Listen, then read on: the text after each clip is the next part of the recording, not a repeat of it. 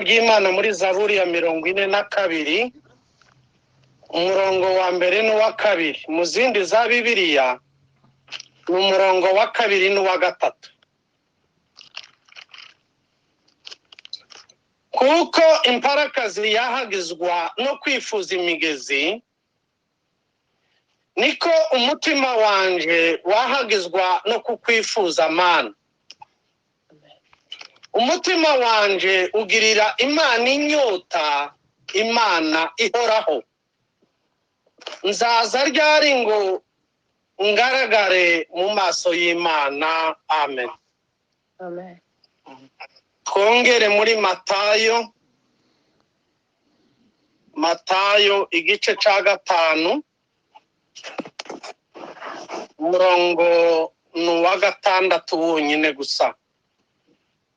Ubutumwa bwiza bwa Matayo igice ca 5 umurongo wa 6 aravuga gutya ngo: hahirwa abafite inzara n'inyota byo gukiranuka, kuko aribo bazahazwa. Amen.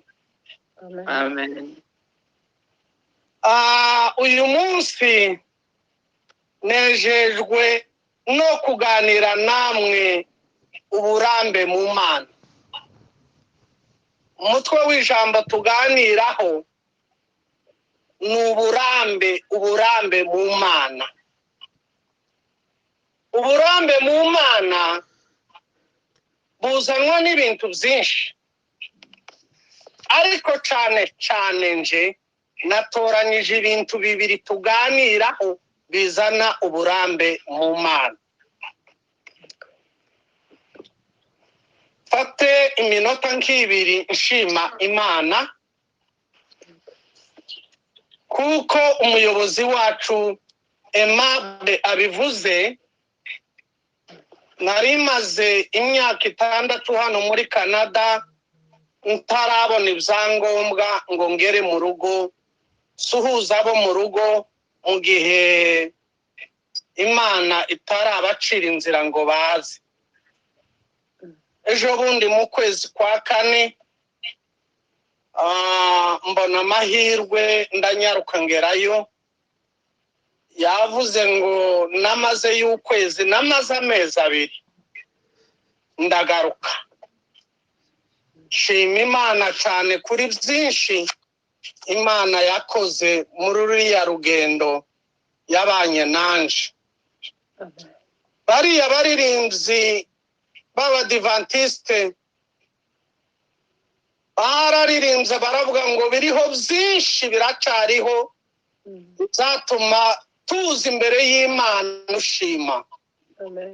Nubwo twaba tunyura mu bigeragezo, hari byinshi byatuma dushima. Aba baririmbyi baravuga ngo ibibazo byose twibaza mu mitima, Imana ibifitiye ibisubizo. Iyi ndirimbo yanjemo muri uru rugendo nibuka aba baririmbyi, nongera numva ibibazo byinshi twibaza mu mitima, Imana ibifitiye ibisubizo. Ndashima Imana ko nasanze urugo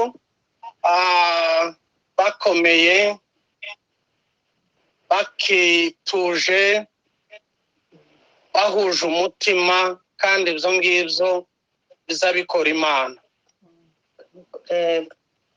Tugaruke mu ijambo ryacu. Amashimwe yakomeza ni menshi cyane, ariko mvuze ku bugufi, kandi nzakomeza gushima Imana. Tugaruke ku ijambo ryacu. Natekereje ko uyu munsi tuganira hejuru y'uburambe mu Mana. Uburambe mu Mana, ikibuzana, igifata uburambe mu Mana, ukaramba mu Mana igihe kirekire utava mu Mana. Hariho byinshi bitunyeganyeza, hariho byinshi bitugusha, hariho byinshi bidusitaza, hariho byinshi by'ibigeragezo bituma benshi bavuye mu Mana. bagasenga ibigirwamana, bakiyambaza ibigirwamana, aho gukomeza kwizera imbaraga z'Imana bakizera imbaraga z'ibigirwamana. Natekereje ko tuganira hejuru y'uburambe mu Mana ikibuzana. Njewe ndavuga hejuru y'ibintu bibiri, nubwo uburambe mu Mana buzanwa n'ibintu byinshi. Dusomye ijambo muri iyi Zaburi ya 42, ni Zaburi yaririmbwe na bene Kora, kandi iyi Zaburi iravuga ngo yahimbishijwe ubwenge, bayiririmbira umukuru w'abaririmbyi ari we Dawidi. Baravuga ngo kuko imparakazi yahagizwa no kwifuza imigezi, ngo niko umutima wanje wahagizwa no kukwifuza Mana. Aba baririmbyi baririmbye iyi ndirimbo, nza nitekereza nkumva ndabashimye cyane. Muzi yuko Dawidi yamaze igihe kirekire mu butayu, ahunga jaha agahura n'inzara n'inyota. Umunsi umwe aririmba iyi Zaburi, aravuga ngo kuko imparakazi yahagizwa, kuko imparakazi igumuma ishaka amazi, yifuza amazi, aravuga ngo ni ku mutima wiwe uza wifuza Imana. Bene iyo nyota ni inyota ikomeye, ni inyota uyifite afite amahirwe menshi kuko Yesu yabivuze. Dawidi yigereranya n'iyi nyamaswa, iyi nyamaswa y'imparakazi cyangwa se impara, akenshi mu buzima bwayo ikunda gutura mu misozi miremire hejuru, kuko irindwa n'ijisho ryayo, ibasha kureba kure abayihiga, ikamenya neza aho ishobora guhagarara, ikabitegera, ikabareba neza. Kubera gutura mu misozi yo hejuru, igatura kure n'imigezi.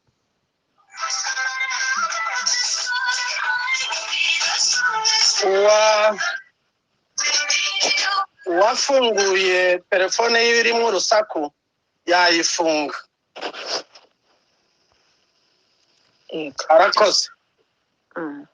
Kubera kuko iyi nyamaswa ikunda gutura mu misozi yo hejuru, ikaba kure n'imigezi, umunsi inyota ikirukanka cyane, ikagenda ikanywa amazi. Mu buzima bw'inyamaswa hariho inyamaswa zibiri zigira reservoir mu mibiri yazo yo kubika amazi, ni ingamiya n'iyi nyamaswa y'imparakazi.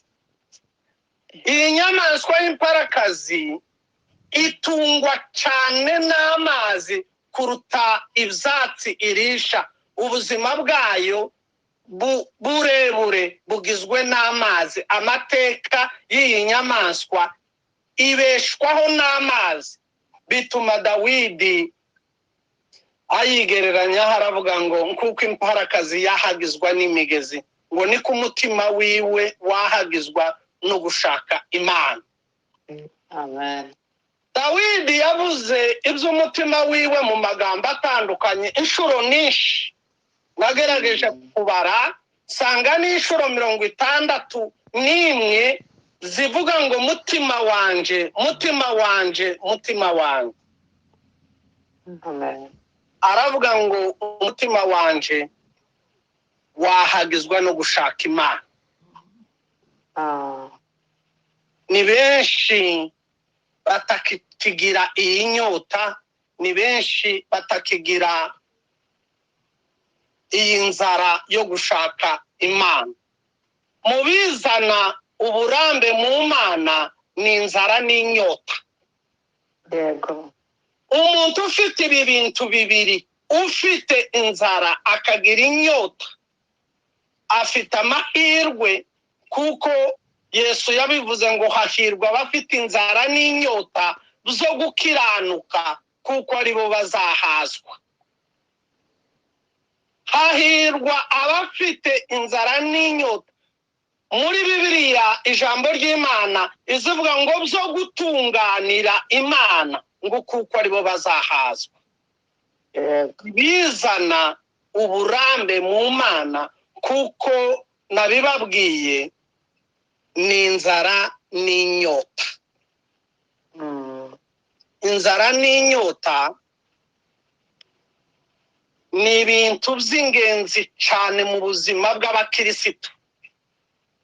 Ni ibintu bikomeye, bibyara ibintu byinshi, bigahoraho mu mutima wawe, bigahora bidudubiza. Inyota. Nashimye mama Kamariza igihe kwasenga, namukurikiye, yasenze hejuru y'inyota ngo yo gukunda Imana, kuko abenshi batakigira inyota yo gukunda Imana.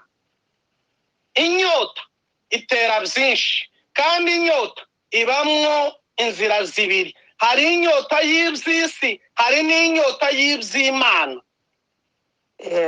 Inyota y'iby'Imana,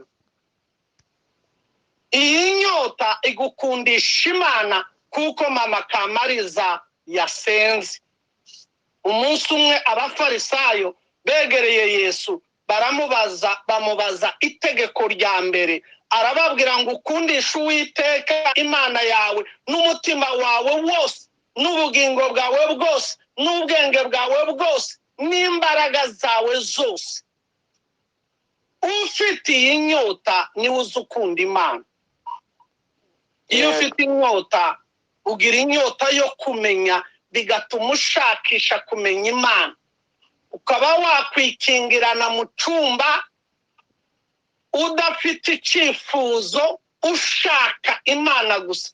Ubundi gusenga kuba mu nzira zibiri. Ari ugusenga ushaka Imana ubwayo yonyine. Bene uwo nguwo usenga ashaka Imana n'ufite ya nyota Yesu yavuze. Ariko hari abandi baje imbere y'Imana bajanye ibyifuzo, bahora bazana ibyifuzo. Ariko ba bandi y'ibyifuzo bisubijwe asubira inyuma. Iyo ibyifuzo bisubijwe arananirwa, akaba nk'usubira inyuma. Ariko uwagiye gushaka Imana, uwagiye afite inyota yo gushaka Imana, nta gihe azasubira inyuma, azakomeza kumva ya nyota yiyongera, inyota yiyongera yo gushaka Imana. Amen. Inyota yo kuririmbira Imana, inyota yo guterana kwera. Tekereza abafite inyota yo mu rukerera, kubyuka mu rukerera akiyima ibitotsi. Abenshi babyuka mu gitondo cya kare ni ababyuka baja ku kazi, agahatwa nuko abona ibyo gutungisha urugo rwiwe, iby'imibereho byanze bikunze, agashiramwo za alarme, umutima ukaruhuka bimenyera, cya gihe cyagera akabyuka.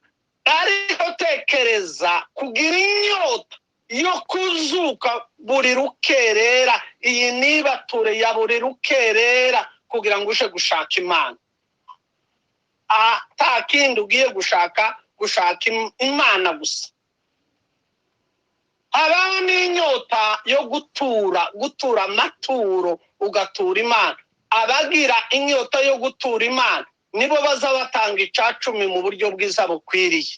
Abagira inyota yo gutura Imana nibo buri cyumweru bazabatura. Ni inyota ibi bimutera. Utagira iyo nyota nubwo yo yagira ku mufuka ntaza yatanga, azayareba agatekereza ibibazo afite, agatangira gukarikira, akabona ya mafaranga arashize, akabura yo gutura. Ariko ufite inyota yo gutura, byanze bikunze yagira ibindi bibazo byo mu rugo, ibibazo byo mu miryango, byanze bikunze aturira Imana. Inyota yo gusoma ijambo ry'Imana. Abenshi bahura na Bibiliya bagiye gusenga, akaba ari bwo arambura Bibiliya, ndetse yagera mu rusengero ukabona ashishikajwe no kuja gusoma kuko ari wo wa mwanya, tanakurikire umuvugabutumwa agahugira mu gusoma kuko ni wo mwanya ahuye nayo. Ariko ugira inyota yo gusoma ijambo ry'Imana. Nabonye umumama umwe w'i Burundi yashize akaririmbo kuri uru rubuga, arongera yamakazimya agakuraho, ariko kari akaririmbo keza. Nje nari maze kukumvaho agace, ndamukurikirana ngasaba inbox, arakampa. Bararirimbye baravuga ngo gusoma isezerano rya kera, ngo no gusoma ibi bitabo by'ubutumwa bwiza, ngo no gusoma ngo inzandiko za Pawulo ngo bizana imbaraga. Kandi njewe ukunda gusoma niko biza bigenda. Gusoma ijambo ry'Imana bizana imbaraga, biterwa n'inyota ugira yo gusoma ijambo ry'Imana. Nuko kwigisha, abenshi bigisha ukumva ibyo yigishije ibifatika, nuko abyigishanya ubugenge, ariko bitava ku nyota y'ijambo ry'Imana, bitava ku nyota yo gukiranuka, inyota yo kumva ijambo ry'Imana. Aya audio tuzaduhabwa kuri uyu murongo wasanga benshi batayategera, ariko azashimisha katekereza n'ayandi y'ikindi gihe nayabura, kagenda inbox nkaja kubisaba ababishinzwe, kababwira ijambo natekereje njewe nabuze kuri telefone yanje, karishakisha kongera nkaritegera. Iyo ni inyota, kuko imparakazi yahagizwa n'imigezi. Niko Zaburi itubwiye ngo niko umutima wanje wahagizwa no gushaka Imana. Amen. Abakuru baravuze ngo aho umusaza ngo arangiza yicaye, ngo umusore azahabona ahagurutse. Ubu turacafite amahirwe yo kumva ijambo twicaye mu byumba byacu, twicaye mu ngo zacu, twicaye mu kazi, twicaye aho turi hose, ukumva ijambo ry'Imana. Ariko hari igihe kizagera kugira ngo urigereho ukarihagurukira ukaja kurishaka. Byaba byiza tugifite umwanya tukabasha kurikurikirana kugira ngo ribe muri twe rigwiriye. Pawulo niko yavuze ngo ijambo ry'Imana ribe muri twe rigwiriye, ndetse ngo rifite ubwenge. Dawidi yahamije wenyine, kandi Imana irabyemera, aravuga ngo umutima wanje uragushaka Mana. Inyota ugirira Imana, tekereza inyota wagize mu gihe ugikizwa, urukundo wakundaga Imana ugikizwa, inyota wagize bwa mbere ukarara usenga, ukaja mu rusengero ugataha utanyuzwe, ukirirwa ufite akaririmbo kahaye kakuzamo kadatuza, ukaja gushaka abandi kugira ngo wumve ko bogupfubiriza inyota, boba nkabacuza inyota ufite mu mutima wawe ihaye gutwika. Ngiri ikintu natekereje ndakigenzura mu myaka mfite si myinshi, ariko muri iyo myaka utakaje inyota abageze ahantu habi cyane, utakicumba inyota yo gusenga, utakicumba inyota yo kwiherera, utakicumba inyota yo guterana, utakicumba inyota yo gukurikira ijambo ry'Imana. Muri iki gihe ijambo ry'Imana ryamaze guhabwa umwanya mugufi cyane, ahubwo indirimbo zihabwa imyanya miremire, amashimwe agahabwa umwanya munini, ibyo bindi byose ariko ijambo ry'Imana, ndetse bamwe umwigisha yahaguruka n'abandi nabo bagakubita inzugi basohoka, kubera kuko inyota yashize mu bantu y'ijambo ry'Imana. Ariko ibitera uburambe mu Mana ni ukugira inyota n'inzara zo gukiranuka. Inzara tuyirebera mu gukunda ijambo ry'Imana. Inzara y'ijambo ry'Imana iyo igwiriye muri wowe, Bibiliya iravuga ngo urahazwa, ukubakira ku mahame y'ijambo ry'Imana. Abenshi bubakira ku mahame y'iyi si. Nubakira ku mahame y'iyi si, Satani kukuyobya biroroshe. Abayobye mu by'Imana kukuyobya nawe biroroshe, kuko wubakiye ku mahame y'iby'isi. Ariko gira inzara y'ijambo ry'Imana, wubakire ku ijambo ry'Imana. Yesu avuga ngo ufite inzara n'inyota zo gukiranuka, zo gukunda Imana, zo gushaka Imana, zo kwemera ijambo ry'Imana ko ari ryo rigutegeka, kwemera ko ijambo ry'Imana ari ryo rikuyobora. Kuko Dawidi yakomeje kubivuga ngo nabikiye ijambo ry'Imana mu mutima wanje kugira ngo ntazagucumuraho. Ijambo ry'Imana ni ingabo idukingira imyambi yose ya wa mubi. Mu gihe udafite ijambo ry'Imana ritagwiriye muri wowe, uba ufite umwete muke. Pawulo yandikiye Abakorinto, hariya mu Bakorinto ba mbere igice cya 15 umurongo wa 58, abwira Abakorinto ngo umuhati wanyu si ubusa imbere y'Umwami. Uyu muhati uzuterwa n'inzara n'inyota y'ijambo ry'Imana, inzara n'inyota zo gukiranuka. Utabifite ntiyagira umuhati. Iyi nzara n'inyota rero Satani nawe azashakisha inzira zose zo kuyizimya. Muzabigenzure, iyi impano zikiri ntoya zitarakura, kenshi Satani azirasamo umwambi zikavangirwa.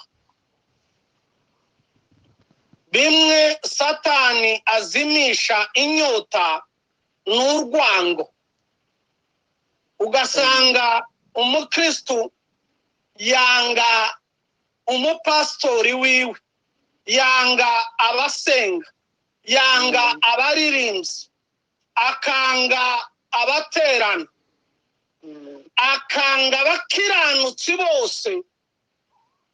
Bene abo ngabo nta nyota nta n'inzara y'ibyo gukiranuka biba biri muri we. Nicyo gituma atazabona ibimwegereza Imana kuko yanga ab'Imana yahaye ibitugaburira ibitubesha. Satani kandi azimisha inshuti mbi zigira abenshi inama mbi zo kubavana mu gakiza, agashaka bizimisha kuba bize. Bino bihugu abantu babaye bize. Iyo twagiye mu kazi nza mbona mu gihe c'akaruhuko, gihe ca break, abazungu benshi baza bitwaza ibitabo byabo.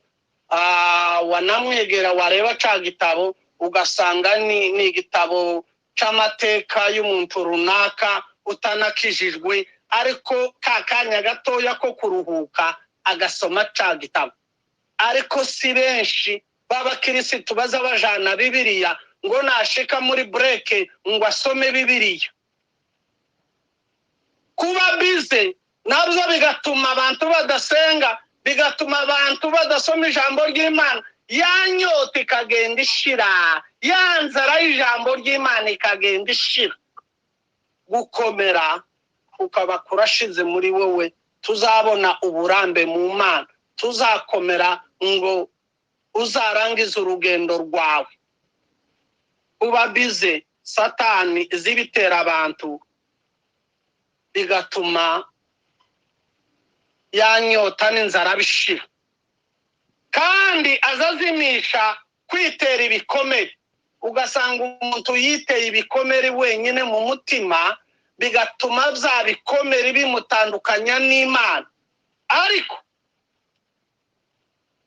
icyo ngusabira ni ukugira ngo ugira aya mahirwe. Yesu yavuze ngo hahirwa abafite inzara n'inyota byo gukiranuka, kuko nibo bazahazwa.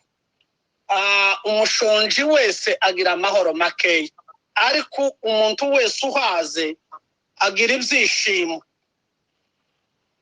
Udahaze ijambo ry'Imana ntabwo uzagira ibyishimo byo mu Mana. Yesu yahuye n'uyu Musamariyakazi, iri jambo murarizi cyane.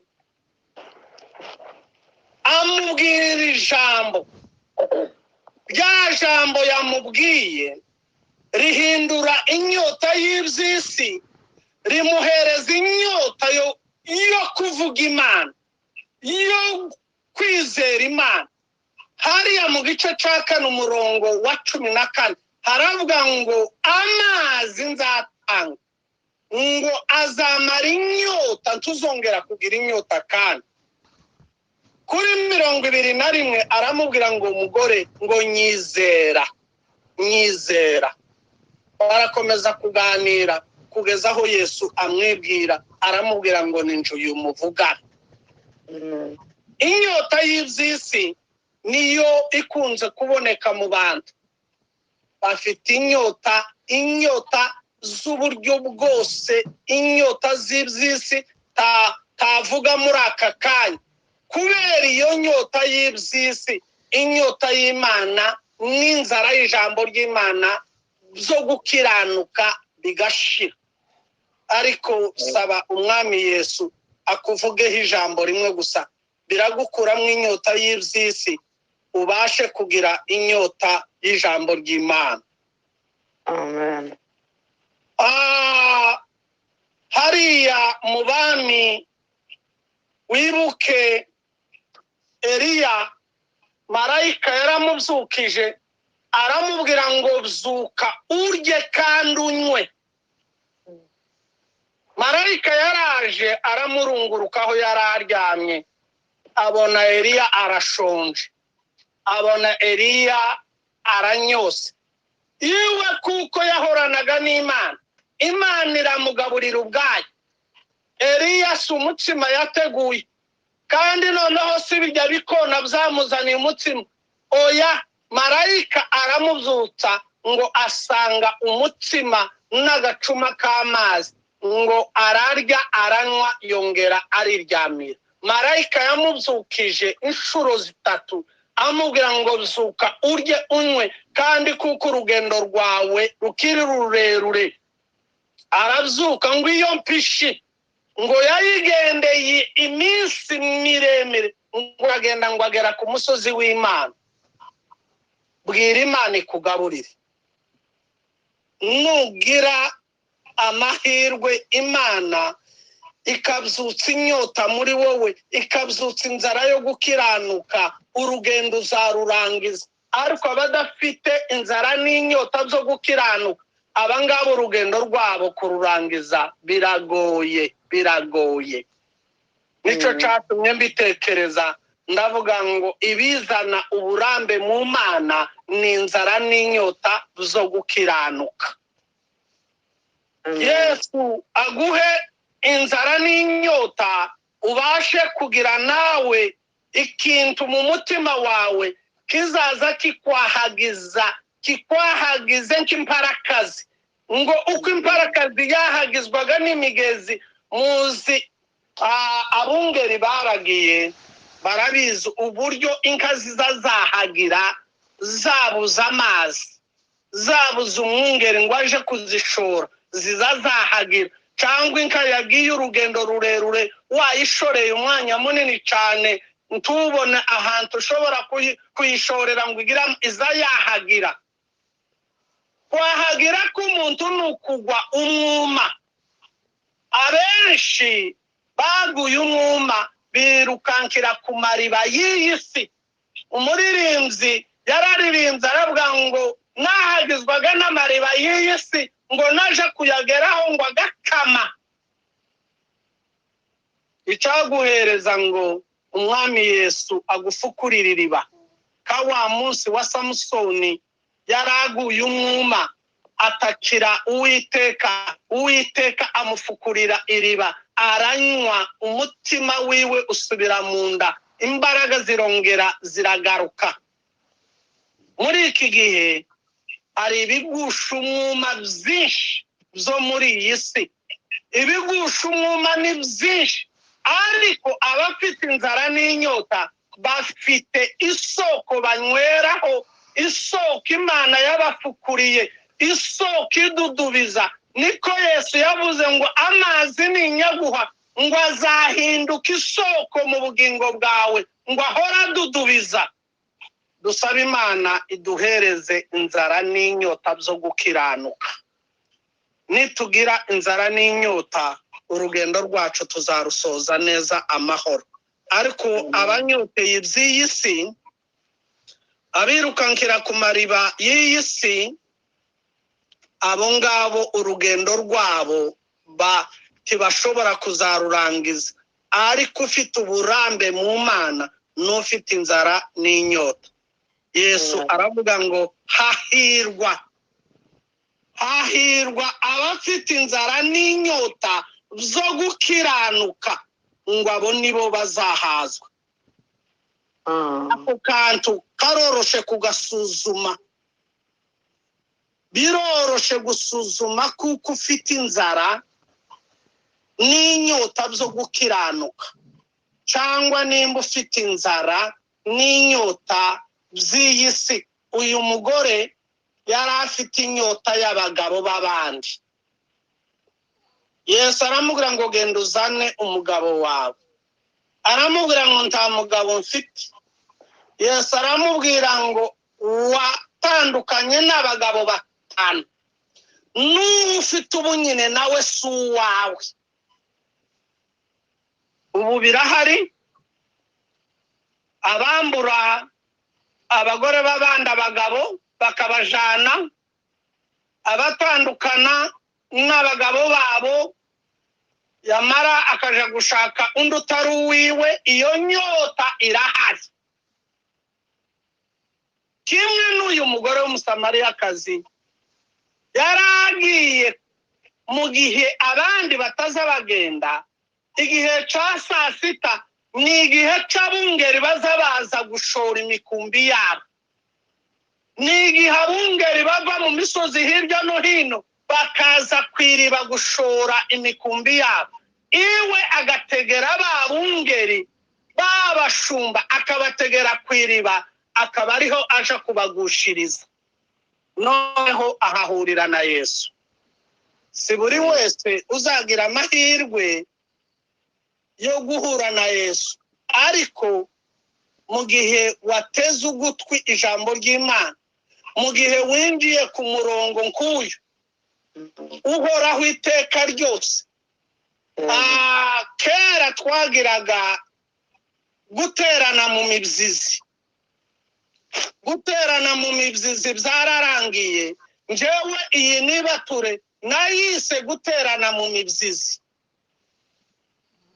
Kenshi ndaza nkinjira ngaceceka kugira ngo nkurikire na ziriya nyigisho, kaza kuzishakisha, nazibura ngahamagara mama Mary nkamubwira nti iyi nyigisho niyi wayinyohereza, naza byishimira cyane akabinkorera. Twabonye imibyizi ku bafite inzara n'inyota. Iminsi noneho ya mibyizi twagiraga umunsi umwe cyangwa ibiri, noneho imibyizi yabaye every day. Buri munsi dufite amahirwe yo kumva ijambo ry'Imana, yo kumva baririmba, yo kumva basenga, ariko uzi gukurikirana isengesho. Nuvuga bamwe na bamwe hano abaza basenga nkanezerwa, ndabazi nje iyo basenze nzanezerwa. Ahirwa abafite inzara n'inyota. Dusaba umwami Yesu agwiza inzara n'inyota mu mitima yacu zo gukiranuka, nibwo tuzaramba mu Mana, nibwo tuzarangiza urugendo. Kandi iyi nyota Satani ntashobora kuyizimya, ntashobora kuyizimya pe. Inyota y'ijambo wahawe na Kristo, inyota n'inzara biva muri Kristo, Satani ntazabishobora, ntazabizimya. Ibyo nibyo bizabitugaburira, ibyo nibyo biduhesha imbaraga, ibyo nibyo biduhesha gukunda Imana. Tiwakunda Imana utayifitiye inzara, utayifitiye inyota. Ijambo nari nsangiye namwe uyu munsi ni iringiri. Natwe twinginga umwami Yesu atugaburire nk'uko yagaburiye Eliya. Hari n'ikindi gihe yagaburiye abigishwa biwe, abasanga ku nyanja ya Tiberiya, basanga yabateguriye ibyo kurya, bararya. Naho yagaburiye abaturage murabizi, ariko aravuga ngo hahirwa abafite inzara n'inyota byo gukiranuka.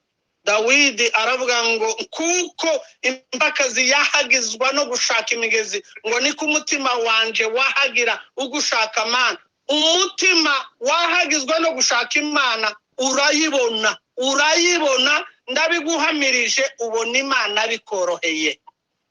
Amen. Kandi n'uwahagizwa nawe n'iby'isi arabibona. Yeah. Ariko tugirire Imana inyota, tugirire inzara y'ijambo ry'Imana, nibwo tuzahazwa. Imana ibane namwe, Imana idufashe muri iyi minsi duhage iby'ijuru, iby'isi bibure umwanya muri twe.